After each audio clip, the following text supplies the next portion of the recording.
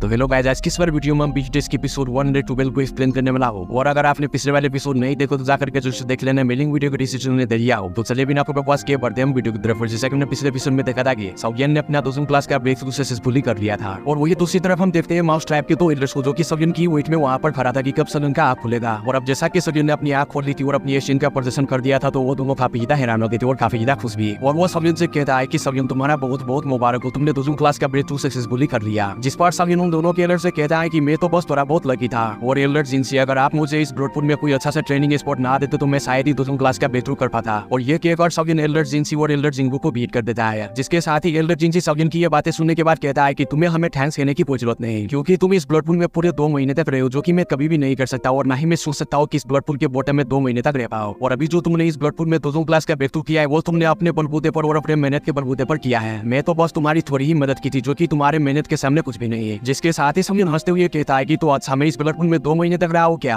और अब इसके साथ ही वही जिनको सौजन को बताता है कि इस ब्लडपुल में जितने भी लोग ट्रेनिंग करने के लिए गए थे, वो सब के सब ट्रेनिंग करके यहाँ से चले गए हैं। और तुम्हारे साथ वो प्यारी सी लड़की थी जो कि तुम्हारी दोस्त थी, वो भी यहाँ से जा चुकी है। उसने काफी तुम्हारा वेट किया, लेकिन उसके क्लैन में कुछ प्रॉब्लम होने की वजह से वो यहाँ से चली गई। जो सुनकर सौजन समझता है कि जरूर कोई बड़ा प्रॉब्लम आ गया होगा फ्लावर सीट में, जो कि नारायण उसे ऐसे ही छोड़कर चली गई। और फिर इसके साथ ही सौजन कहता है कि अगर मुझे आने वाले टाइम में मौका मिला तो मैं उस फ्लावर सीट में जरूर ही जाऊंगा। और फिर मैं वहाँ पर यूनियन से भी मिलूंगा, पता नहीं यूनियन कैसी वो भी। और अब इधर माउस ट्रैप का एल्डर जिनसी सौजन से कहता है कि लिटिल फ्रेंड सौजन, अभी तुमने 2वीं क्लास का ब्रेक थ्रू करके 2वीं क्लास में सक्सेसफुली पहुंच गए हो, तो तुम्हें बहुत ज्यादा मुबारक हो। अब इससे पहले कि जिनसी और कुछ बोलता, उससे पहले सौजन एल्डर जिनसी से कहता है कि आप बिल्कुल बेफिक्र रहे, क्योंकि मैं ऐसा बंदा नहीं हूँ जो कि अपने बेनिफिट के लिए काम कर ले और दूसरों को बदले में रिवार्ड ना दे। अभी आपकी बॉडी में जो हेवन माउंटेन फायर पोजन है, आप उसको मेरे ऊपर छोड़ दे, उसको निकालना मेरा काम है। अब जैसे ही सौजन की ये बात वो दोनों के एल्डर सुनते हैं, तो वो काफी ज्यादा खुश हो जाते हैं, क्योंकि वो जानते थे कि अगर इन दोनों में से कोई एल्डर पक गया तो वर्ल्ड स्वाइलिंग माउस ट्रैप के लिए बहुत ही ज्यादा प्रॉब्लम हो जाएगी और उनकी स्ट्रेंथ भी काफी ज्यादा कम हो जाएगी, क्योंकि ये दोनों के एल्डर ही सबसे ज्यादा पावरफुल है इनके ट्राइब में। जिसके साथ ही सौजन, जिसके पास मेडिसिनल इंग्रेडिएंट्स तो नहीं थे, लेकिन वो एक एल्केमिस्ट था, इसलिए वो एक पेपर पर बहुत सारी मेडिसिनल इंग्रेडिएंट्स का नाम लिखकर उनके हवाले कर देता है। और कहता है कि एल्डर जिनसी उस पिल को बनाने के लिए, जो कि आपकी बॉडी में से सारा पोजन निकाल लेगी, उसे बनाने के लिए जो मेडिसिनल इंग्रेडिएंट्स यूज होंगे, वो इंग्रेडिएंट्स मैंने इस पेपर पर लिख दिए, आपको जल्दी से इसे ढूंढकर मुझे देना होगा। जिसके साथ ही जिनसी और जिंगू ये बात सुनने के बाद काफी ज्यादा खुश हो जाता है। और वो सौजन से वो पेपर लेकर उसे कहता है कि इसमें तो कोई प्रॉब्लम ही नहीं है, क्योंकि हमारा हेवन है माउंटेन रेंज बहुत सारी मेडिसिनल इंग्रेडिएंट्स से भरा पड़ा है और बहुत सारी रेयर मेडिसिनल इंग्रेडिएंट्स भी मौजूद है, जो कि हमने सालों से जमा की हुई है। लिटिल फ्रेंड सौजन, आपको ये सारा इंग्रेडिएंट्स दोपहर तक मिल जाएंगे। अब ये बात सुनने के बाद सौजन एक हल्की सी स्मेल कर देता है। और अब इसके साथ ही इधर जिनसी वहां से जाने से पहले सौजन से कहता है कि लिटिल फ्रेंड सौजन, अगर तुमने मेरे बॉडी में से ये हेवन स्वाइलिंग फायर पोजन को निकाल दिया तो मेरा वर्ल्ड स्वाइलिंग माउस ट्रैप तुम्हें लाइफ टाइम तक अपना फ्रेंड मानेगा। और भले ही मेरा वर्ल्ड स्वाइलिंग माउस ट्रैप इतना बड़ा तो नहीं जितना कि बाकी के एंशिएंट मैजिकल बीस्ट के फैमिलीज है, लेकिन ये हमारा मैजिकल बीस्ट भी बहुत ज्यादा रेपुटेशन रखता है और बहुत ज्यादा स्ट्रॉन्ग भी है। और तो हमारे माउस ट्रैप में large members of magical beast है, और लार्ज मेंबर्स की होने की वजह से हमारे माउस ट्रैप के पास बहुत सारी इन्फॉर्मेशन है मैजिकल बीस्ट वर्ल्ड के बारे में और काफी सारी एंशिएंट फैमिलीज के बारे में। और ये कहकर वो जिनसी हंसने लगता है। और इधर सौजन ये बात सुनकर काफी ज्यादा हैरान होता है और वो थोड़ा इसके जाते हुए कहता है कि अगर ये बात है तो एल्डर जिनसी, क्या मैं आपसे कुछ पूछ सकता हूँ। जिसके साथ ही जिनसी सौजन से कहता है कि हाँ प्लीज आप पूछो। जिसके साथ ही सौजन जिनसी से पूछता है कि क्या मैं जान सकता हूँ कि एल्डर जिनसी ये गू क्लैन कौन सा क्लैन है और वो है क्या चीज। अब जैसे ही एल्डर जिनसी सौजन के मुंह से गू क्लैन का नाम सुनता है तो उनके रंग पूरी तरीके से उड़ जाते हैं और वो काफी ज्यादा घबरा भी जाते हैं। और इधर सौजन जब एल्डर जिनसी की एक्सप्रेशन चेंज होता देखते हैं तो उनका दिल थेम सा जाता है और वो काफी ज्यादा परेशान हो जाता है। अब इसके साथ ही जिनसी सौजन से पूछता है कि लिटिल फ्रेंड सौजन, अभी तुमने गू क्लैन का जिक्र क्यों किया। अही अब तुम मुझे ये न कहना कि तुम्हारे उनके साथ कोई फटा चल रहा है, क्योंकि ये गू क्लैन कोई विंड लाइटनिंग पवेलियन नहीं जिसको भी तुम इजीली जाकर शेयर लो। और छोटे लड़के सौजन, अभी जो तुम विंड लाइटनिंग पवेलियन को छेड़ने के बाद भी अच्छे खासे जी रही हो और खुश हो, लेकिन उस गू क्लैन को छेड़ने के बाद तुम कभी भी खुश नहीं रह पाओगे और तुम्हारे मरने तक वो लोग तुम्हारे साथ दुश्मनी निभाएंगे। अब ये सारी बातें सुनकर सौजन अपना सर हिलाते हुए हंसने लगता है और वो एल्डर जिनसी से कहता है कि एल्डर, अभी मेरा गू क्लैन के साथ कोई फटा नहीं, मैं तो बस उस गू क्लैन के बारे में आपसे थोड़ी बहुत इन्फॉर्मेशन लेना चाहता था। क्या ये पॉसिबल है कि आप मुझे उसके बारे में थोड़ा बहुत बता दें। जो सुनकर एल्डर जिनसी थोड़ा बहुत रात का सांस लेता है कि चलो शुक्र है कि सौजन का गू क्लैन के साथ कोई फटा नहीं है। और इसके साथ ही वो सोचता है कि अभी के लिए तो हॉर्लप्स और वो फील टावर और तो और मैजिकल बीस्ट वर्ल्ड के वो 3 बड़े क्लैन भी उस गू क्लैन से डरते हैं, तो इस सौजन का शुक्र है कि उस गू क्लैन से कोई फटा नहीं है। और इधर सौजन जिनसी की अदायत देखकर बहुत ज्यादा हैरान होता है और वो कहता है कि लगता है कि मेरी एक्शन का बैकग्राउंड जरा सा भी वीक नहीं, क्योंकि ये गू क्लैन मुझे काफी ज्यादा स्ट्रॉन्ग लग रहा है। जिसके साथ ही सौजन जिनसी से कहता है कि मैंने उस गू क्लैन का नाम ही सुना है, मुझे उसके बारे में ज्यादा कुछ भी नहीं पता।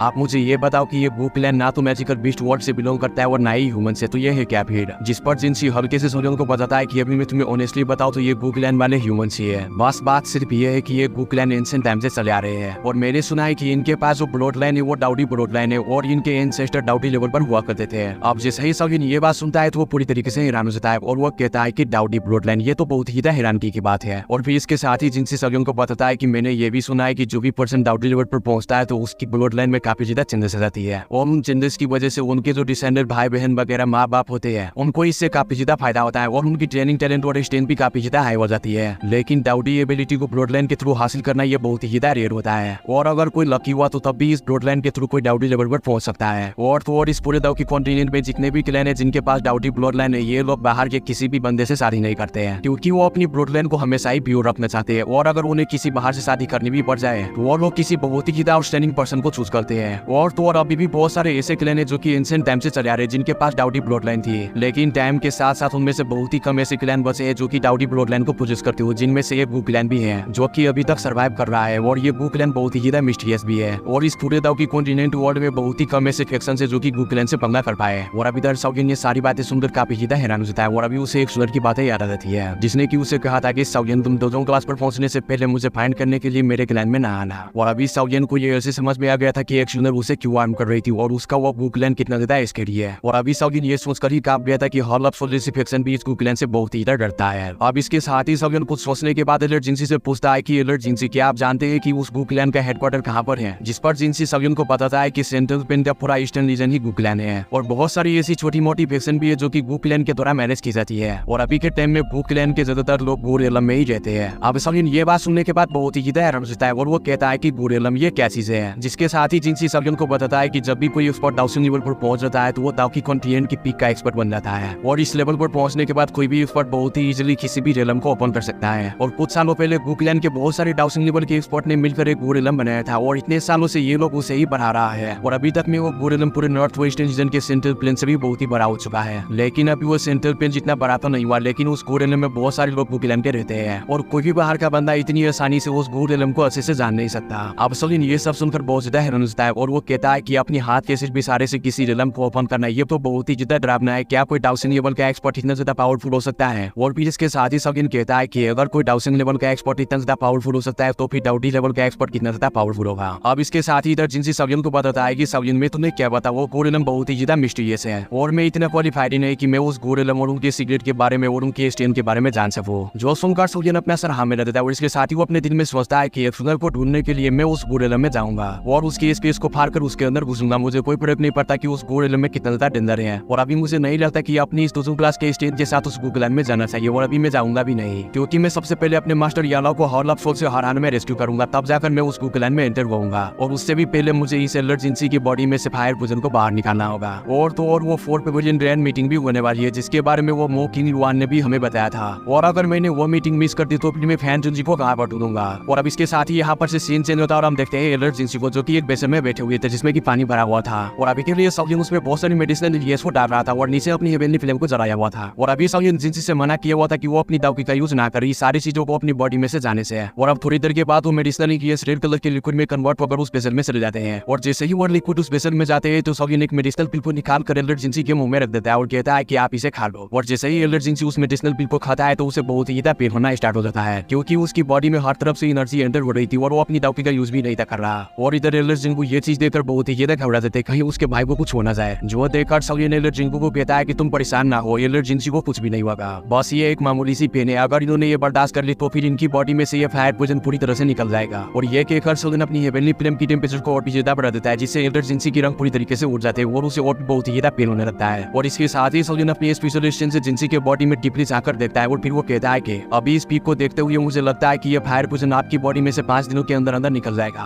और तब के टाइम में फिर आपको एक मेडिसिनल लिक्विड दूंगा जिसको कि आपको डेली 3 से 4 घंटे तक सोना होगा। और अब ऐसे ही एलर्ट जिंसी उस पेशेंट में काफी देर तक बैठने के बाद उसकी हालत थोड़ी बहुत ठीक हो जाता है और वो उस बेसन से खड़े होकर साउगिन को कहता है कि मिस्टर साउगिन आपका बहुत सारा थैंक यू और आपकी इस फेवर को हमारा ये वर्ल्ड स्वाइलिंग माउस ट्रैप कभी भी नहीं भूलेगा और अगर आने वाले टाइम में आपको कोई भी जरूरत पड़े तो हमारे ही 7 माउंटेन्स पर आ जाना, हम आपकी हेल्प जरूर करेंगे। और अभी ये कहते हुए एलर्ट जिंसी बहुत ही ज्यादा खुश था क्योंकि उसकी बॉडी में जो कई सालों से फायर पोजन था जिसकी वजह से वो घुट-घुट कर जी रहा था वो खत्म होने के कगार पर था। अब इधर एलर्ट जिंसी को इस तरह से खुश होता देखकर साउगिन को अपनी तरफ ध्यान देता है और वो अपनी चेस्ट पर हाथ रखते हुए कहता है कि मेरा ये डीमन पोजन स्पॉट अभी तक मेरी बॉडी में से खत्म नहीं हुआ और पिछले कुछ सालों में इसने मुझे काफी ज्यादा तंग भी किया और वैसे अभी मेरी स्ट्रेंथ 1000 क्लास पर पहुंच तो चुकी है लेकिन अभी भी ये डीमन स्पॉट मेरी बॉडी में ही है। मैं अभी 1000 क्लास के स्पॉट को भी नहीं ढूंढ पाया तो मैं इस डीमन स्पॉट का क्या हाल करूं। लेकिन अगर आने वाले टाइम में मैंने इस डीमन स्पॉट को किसी न किसी तरीके से रिफाइन कर लिया तो मेरा स्ट्रेंथ भी बहुत ही ज्यादा बढ़ जाएगा और ऐसे ही करके सवियन 2 दिनों तक लगातार इस पोजन स्पॉट के बारे में सोचता रहता है और कहता है कि मुझे इसके साथ क्या करना चाहिए। और इसी दौरान सवियन एलर्जेंसी के बॉडी में से थोड़े थोड़े टाइम पर पोजन भी निकाले जा रहा था। और जैसे जैसे सवियन एलर्जेंसी के बॉडी में से डेली के बेसिस पर पोजन निकाल रहा था तो एलर्जेंसी की स्पीड बहुत ही स्ट्रॉन्ग हो रही थी। अब ऐसे ही सवियन को एलर्जेंसी के बॉडी में से पोजन निकालते निकालते ये दिन भी गुजर जाता है और अगले दिन सवियन एलर्जेंसी के बॉडी में से पूरी तरह से फायर पोजन को बाहर निकाल देता है उस बेसर में। और फिर सवियन अपनी स्टोरेज में से 2 जेट की बोतल को बाहर निकाल कर एलर्जेंसी को पकड़ाते हुए कहता है कि आप डेली के बेसिस पर इसको लेते रहना, आप 2 से 3 महीनों में पूरी तरह से बिल्कुल ठीक हो जाएंगे। और आपको मेथड का तो पता है कि आपको कैसे करना है और एलर्जेंसी में यहाँ पर से कल ही जाने वाला हो। जो सुनकर एलर्जेंसी काफी हैरान होता है और वो कहता है कि क्या आप यहाँ से कल ही जाने वाले हैं। जिस पर सवियन कहता है कि हाँ, वो 4th पवेलियन ग्रैंड मीटिंग बहुत ही जल्द स्टार्ट होने वाली है। और इधर एलर्जेंसी एक बार फिर से सवियन से कहता है कि लिटिल ब्रदर सवियन, अगर फ्यूचर में आपसे कोई पंगा ले तो आप ही 7 माउंटेन्स में आ जाना। तो इवेंट के फुल नथन पुलियन की वो फितियान बुड्ढा भी आपको कुछ नहीं कह सकेगा।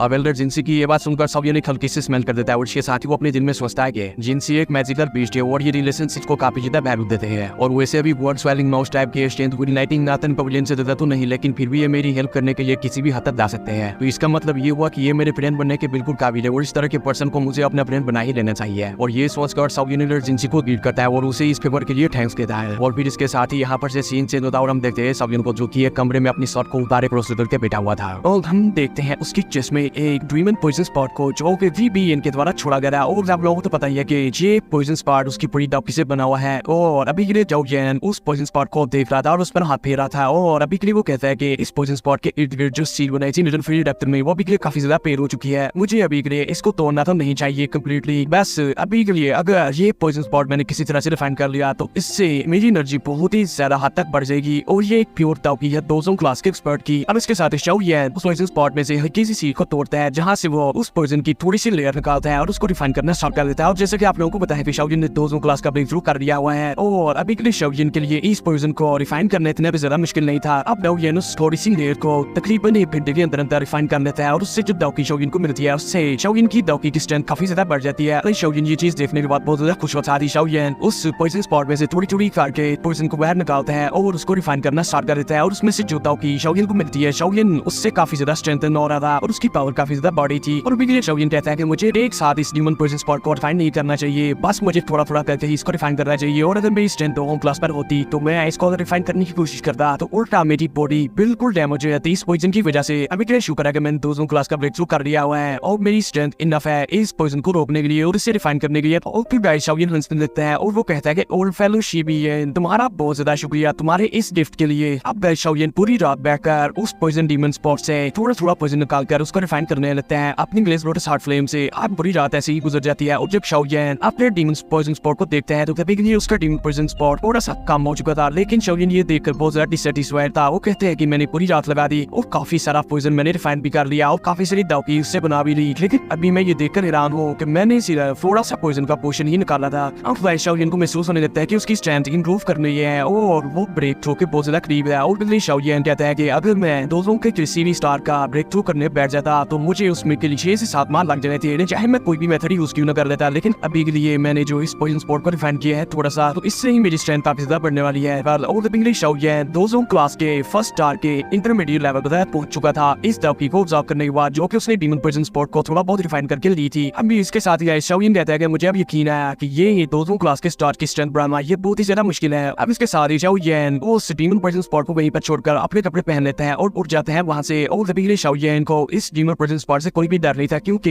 ये पॉइजन स्पॉट अभी के लिए उसका एक दाओकी वेयरहाउस बन चुका था जिसे वो कभी भी डिफाइन करके उससे दाओकी हासिल कर सकता है। और फिर वो कमरे से बाहर आते हुए कहता है कि मुझे अभी के लिए उस 4th पवेलियन ग्रैंड मीटिंग में जाना होगा, वो जल्दी कुछ दिनों में हैंडल होने वाली है। अब वैसे सारे शाओयन उस रूम से बाहर आते ही हवा में आ जाता और ऊपर से हेवन माउंटेन्स को देखने लगता है। और अभी के लिए शाओयन बिना कोई बोनस को खोले हवा में खड़ा था और यही तो उसका सपना था कि वो जल्द से जल्द 2 क्लास का ब्रेक थ्रू करे और उसने ये कर भी दिया। अब शाओयन को वहां आसमान में पैर होते ही एलर्जेंसी और जिंगू भी अवेयर हो जाता है और वो दोनों शाओयन को बीट करके कहता है कि लिखी ब्रदर शाओयन क्या तुम यहाँ से जा रहे हो, जिस पर शाओयन अपना सर हाँ में ला देता है। और इसके साथ ही वो कहता है कि अभी ऐसी काफी सारी मैटर है जिसको कि मुझे हल करना है, इसलिए मैं यहाँ पर ज्यादा देर तक नहीं रुक सकता। और अभी के लिए आप दोनों का बहुत ज्यादा शुक्रिया और आपकी मेहमानबाजी का भी है और अगर फ्यूचर में मुझे टाइम मिला तो मैं यहाँ पर जरूरी आऊंगा और आप दोनों से भी मिलूंगा। और इसके साथ ही वो दोनों किलर शाओयन से कहता है कि अभी आपकी सेंसेस को देखकर हमें नहीं लगता कि आपको रोकना चाहिए, इसलिए हम आपके लिए प्रेयर कर सकते हैं कि आपकी ये जर्नी बहुत ज्यादा सेफ और स्मूथ हो। जो सुनकर शाओयन कहता है कि अगर ये बात है तो आप 2 लोगों की दुआओं के साथ मैं यहाँ से जा रहा हूँ। और इसके साथ ही शाओयन उन्हें गिर करके गुड बाय कहकर वहाँ से चला जाता है। अब इसके साथ ही दूसरी तरफ हम देखते हैं शाओयन को जो कि 7 माउंटेन स्टूडेंट को 10 मिनट के अंदर अंदर छोड़ देता है। और अभी सवलिन की स्ट्रेंथ के साथ उसकी स्पीड बहुत ही ज्यादा बढ़ चुकी थी। अगर वो अपनी बोनस का भी यूज करता तो उसकी स्पीड और भी बहुत ही ज्यादा फाइटिंग हो जाती है। लेकिन वो ग्रेवुड किंग की जो बातें थी वो सवलिन के दिल में लगी हुई थी और अभी सवलिन अपनी उस बोनस को किसी क्रिटिकल मोमेंट में ही यूज करेगा, क्योंकि अगर सवलिन का टकरा किसी हेवन डीमन फोनिस के ट्राइब की किसी मैजिकल बीस्ट से हो गया तो सवलिन की वहीं पर गार्ड फट जाएगी। इसलिए बेहतर यही होगा कि सवलिन अपनी स्ट्रेंथ के ऊपर रिलाई करते हुए वहां से जाए और अपनी बोनस का कम से कम ही यूज करे। अब सवलिन ने जो बोन सिटी से मैप खरीदा था उसे बाहर निकाल लेता है और उसमें से किसी चीज को फाइंड करने लगता है। और इसके साथ ही वो कहता है कि जैसा कि मो किंग वन ने मुझे कहा था कि जो फोर्थ पवेलियन ग्रैंड मीटिंग होगी वो विंड लाइटनिंग पवेलियन के ईस्टर्न रीजन के हेडक्वार्टर में होगी। और इस मैप पर उसकी पोजीशन देखी जाए तो ये हेडक्वार्टर सेंट्रल पेन के मिडल रीजन के नॉर्थ के बॉर्डर पर मौजूद है, जिसे देखकर सवलिन कहता है कि इस जगह का डिस्टेंस देखते हुए मुझे लगता है कि मुझे वहां पर पहुंचने में तकरीबन 5 दिन लग जाएंगे और अगर अभी मैं तो 1 क्लास का एक्सपर्ट होता तो मुझे वहां पर पहुंचते पहुंचते 10 दिन भी लग सकते थे। और तब के टाइम वो मीटिंग भी एंड हो जाती और मेरे हाथ कुछ ना था। अब इसके साथ ही सवलिन कहता है कि मुझे जल्द से जल्द उस जगह पर पहुंचना होगा, ये ना हो कि मैं उस मीटिंग को मिस कर दूं। और वैसे गाइस उस विंड लाइटनिंग ईस्टर्न पवेलियन का नाम सेंट्रल पेन में काफी ज्यादा भारी माना जाता था और ये पवेलियन बहुत सारी डिफेंसिव से भरा पड़ा था और उनकी स्ट्रेंथ काफी ज्यादा थी और इनके पास बहुत सारे स्ट्रॉन्ग एक्सपर्ट्स भी मौजूद है और सालों से ये लोग बहुत सारी फैक्शन से लड़ते आ रहे थे। और आज इनका जो स्टेटस है ये इसी का नतीजा है कि उन्होंने बहुत सारी फाइटें की और उन फाइट्स को जीता भी है। और ये जो फोर्थ पवेलियन ग्रैंड मीटिंग होने वाली थी ये कभी कभार ही हुआ करती है और इस मीटिंग का मकसद ये नहीं होता कि इसमें और डीमन आकर फाइट करे। ये मीटिंग इसलिए होती है ताकि यंगर जनरेशन के एक्सपर्ट को फाइट करवाकर उसकी काबिलियत को देखा जाए और अपनी अपनी पवेलियन को स्ट्रेंथ देने के लिए इन लोगों को कंपटीशन करवाना ही पड़ता है ताकि बहुत सारी यंगर जनरेशन के आउटस्टैंडिंग स्टूडेंट इनकी नजरों के सामने आ पाए। और इसी ग्रैंड मीटिंग और कंपटीशन की वजह से मिस फैंग और 10,000 शॉर्ट पवेलियन से टानी और एम्लो स्प्रिंग पवेलियन से वांग चेंग और